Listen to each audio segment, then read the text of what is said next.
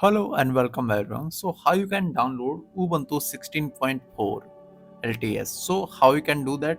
How you can download the Ubuntu 16.4 iOS image. So open the Chrome browser and go to this site old release.ubuntu.com. Okay, so and in this site I'll mention this site in the description and click on this site and you will redirect from here. Okay, and now you can see here we have lots of versions, so we need Ubuntu 16.4. Okay, so we click on here Ubuntu 16.4.6 because this is the last updated version.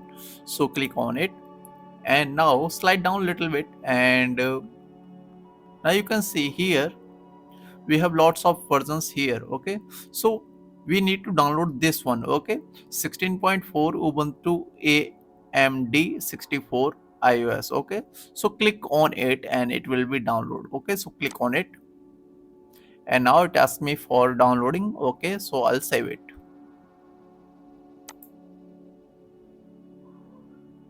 I'll keep it and it will take little bit time, so just wait. And thank you for watching this video, and if you like this video please subscribe this channel and press the bell icon. Thank you.